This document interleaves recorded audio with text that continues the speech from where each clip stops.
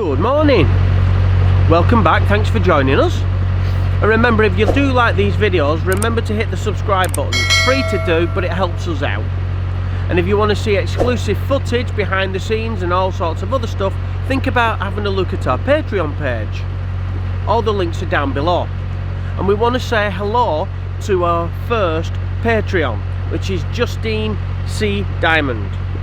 Thank you so much for supporting us. It really does make a big difference to us, you wouldn't believe. And I hope you're enjoying the exclusive content that we're putting out for you. So anybody else who wants to see all that, take a look down below. We wanted to have a look back over 2021, which for us was our first year. We bought the boat in 2020, but 2021 was our first full year. So we've done 2 winters on the boat now, and we've done our first full year. And obviously, as traders, that has meant our first full season of trading. So we wanted to look back on last year to see what the highs and lows were, and how trading's been, what we've learned in our first year, and also what our plans are going to be for this year, 2022. So if you want to hear what our plans are for 2022, stay tuned for that one. But like I said, there have been a lot of highs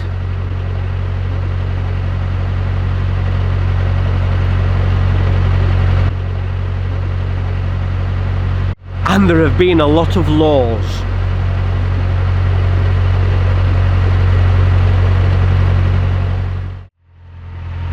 So our journey last year covered 696 miles, 176 locks, 73 movable bridges, 259 small aqueducts, 30 tunnels, and 4 major aqueducts, all on my phone. So that, for us, for our first season, obviously we're trading in between that took all year, and we've really thoroughly enjoyed our time on the water. We've learned a heck of a lot, both with trading, places to trade, how to trade. Learned a lot about the boat, still learning a lot about boating even after all these years of being in boats. But it has been really good, and I'm looking forward to this year's cruising plans.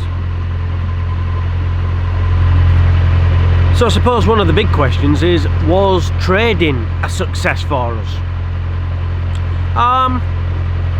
And I suppose the answer to that question is yeah, it was.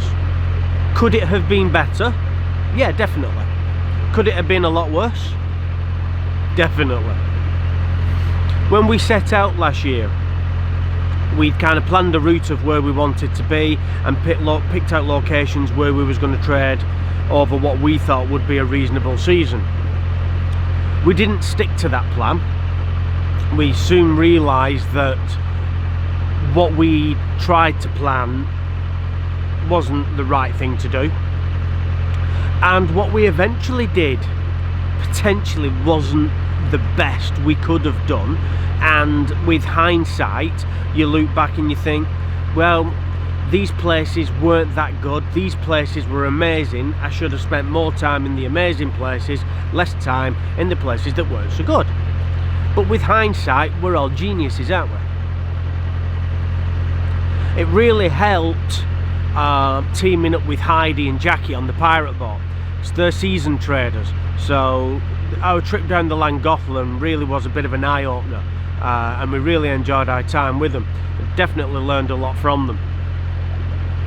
So if you're watching this, Heidi and Jackie, thank you very much. We really do appreciate that, and we hope to catch up with you again soon.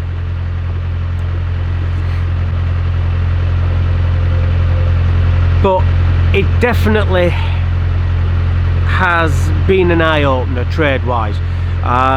You think you get good spots, and you soon realise, like any trading I suppose, those spots are only good if the weather's good, and there's so many variable factors. One spot could be amazing one weekend or 1 week, and diabolical the weekend after or the week after. There's no true thing, and what's good for one trader isn't good for all traders. You know, the people that set up and sell food and teas and coffees on a day like today, where it's lovely and cool and people are out walking, they're going to make a killing. People like myself that are selling collectibles, keepsakes, gifts, things like that, we're not going to do quite as good. So it is subjective. So if any of you are out there and you're thinking of getting into trading on the canals, it's always good to ask other traders where they think is good, but just take it with a pinch of salt sometimes, because just bear in mind that just because it was good for them doesn't mean it's going to be good for you. And if it is going to be good for you, like I said, weather, the time of year, things like that can all have a bearing on it. And you know, that's been a big eye-opener for us this year. And we've not earned as much money as we would have liked this year because of that. But it is what it is, you know, it's a learning curve. And for our first year trading, I'm not complaining about it. We also met some fantastic people last year. Yourselves, subscribers, we met a lot of you, whether you was passing us on boats, shouting out, whether you came and visited our stall and came and said hello or knocked on the boat. Some of you have turned up with gifts. It's blown us away, absolutely blown us away with how kind and generous people are. Really has. And not all people are subscribers, just general people boating, out having a holiday. We've met some fantastic people. The times we've had that you haven't seen because we haven't filmed everything, you know, where we've had fire pits and a sing-song and a couple of beers, and we're just people that you meet who are out on holiday, and some of those things, some of those people now, that has turned into friendships, and we keep in contact. And I think that's amazing. You know, and it's warming, and it's so nice to have that. It really is. It's just a lovely way of life. I suppose I've been waffling on for a few minutes or so now, and a lot of you have probably tuned in to find out what our plans are for this year. And to be honest, it's getting a bit cold now, so I think I'm getting ready to moor up. So let's get moored up, and I'll go inside, get a coffee, sit in the warmth, and I'll take you through our plans for 2022.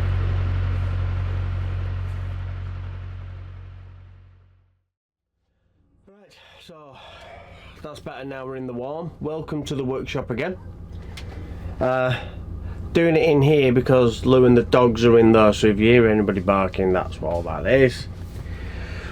So let's tell you what our plans are for 2022. So when we're planning, we use Pearson's guides, and we also use Nicholson's guides, and I've also got the Nicholson's map as well. Now I kind of use both books because they both give me different sets of information. The Pearson's I find are slightly better than the Nicholson's, but it's all down to what you prefer. The Nicholson's, if you haven't already used a Nicholson's, is very much like an Ordnance Survey map type of thing. So I don't know if the camera will pick that up, but you get kind of like an Ordnance Survey map type of thing, whereas with a Pearson's guide you get very much just a, see the camera's picking that up, like a sketch of things.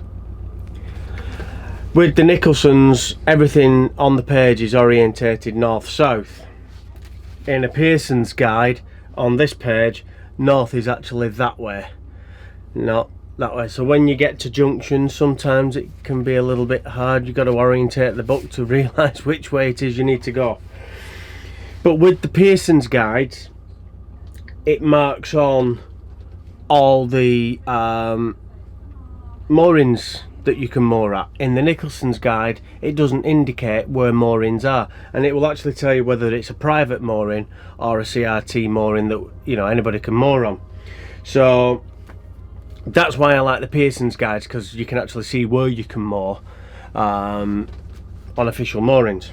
But we use both of them because they both give us benefits of information. And then we've got the map, which shows all the waterways, and this gives us a better visual indication of where we're going, and then we can fine-tune it with the books. So that's how we do it. Let's have a look at where we're actually going. Right, so here we are looking at the Nicholson's inland waterways map. So I'm going to visually point out where we're going to go and why. So here we are in Nantwich, and this is where we're starting our cruise from. Now what we're doing for the first part of our cruise is we're coming up to Barbridge Junction, up the Middlewich branch. We're going to go north on the Trent and Mersey, through the tunnel, back onto the Bridgewater Canal. We're going to do the Bridgewater Canal up into Manchester, through to Lee, Plank Lane, where we've been before, but we're going to continue off through Wigan up to here, which is a place called Burscough.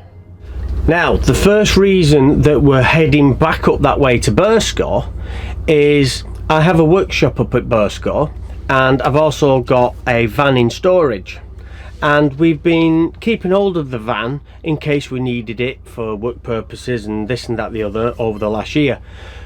But we've got to the point now that we haven't used the van in 12 months, and it's just sitting there doing nothing. So we're heading back up there, and one of the first jobs is we're going to sell the van because we don't need it. So that's it, let's get rid. The other jobs that we're going to do as well is, because I've got a workshop up there, and with what we're planning for the cruise, which I'll get to in a second, I'm not going to be using the workshop, so I'm going to pack the workshop down and get it all compacted away, and then if anybody else wants to use the space, they can do. So that's why I just want to get up to Burscough so we can tie up some loose ends. So let's have a look at where we're going then. So from here in Burscough, we're coming back down the Leeds-Liverpool Canal, back through to Lee, where we're going to meet up with some friends and family and say our goodbyes, back onto the Bridgewater, back through onto the Trent and Mersey, and south into Middlewich. Once we get here into Middlewich, normally we would come down the Middlewich arm of the Shropshire Union Canal, but this time we're not. We're coming down through Heartbreak Hill, past the bottom of the Macclesfield, through Harcastle Tunnel, through Stoke-on-Trent, and continuing south on the Trent and Mersey, and we're going to go all the way down to Fradley Junction, where we're going to jump onto the Coventry Canal.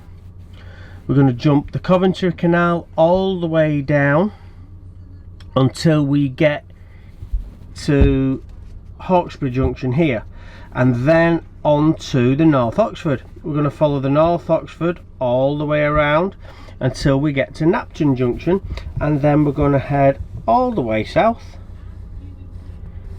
until we get to Oxford. Now that is the plan for 2022. We are heading to Oxford. Now if we come back up a little bit, when we get to Stoke-on-Trent, we've obviously got the Calden Canal, so we may venture down the Calden Canal if we can get there. We're not doing the Macclesfield Canal this year, or at least there's no plan to do that just yet. But then when we come down and we come down on the Coventry Canal, we may venture up and do the Ashby. Like I said, we may disappear down into the Coventry Basin. And when we're down on the Oxford, what we do fancy doing is jumping on the Thames and doing this section over to Lechlade. So that's part and parcel of the first plan. Now, we're not sure how long this is going to take, because obviously we're stopping and trading along these routes. And at the moment we're still researching the best places that we think is going to be to trade, and we're still doing our research on that. So we're not sure how long that's going to be, but if we've got the time, we've also got then the Grand Union Canal coming down towards London that we can explore. We've got this part of the Grand Union coming over through Royal Leamington Spa, through Warwick. And then what we do fancy doing is coming down into Stratford upon Avon. We fancy coming down the Birmingham and Worcester and doing Tardybig. But we fancy coming down onto the Severn and then jumping up the Severn until we get to Stourport on Severn, and then back up the Staffs and Worcester Canal. Now, I think that that's going to be way too much to do in 1 year. So this journey might now take the next couple of years. We're not in any rush, we're trading and we're here to enjoy it. And like I said, Malcolm's coming with us for the ride all the way down to Oxford, and we've got some other friends joining us along the way. So it should be really good fun.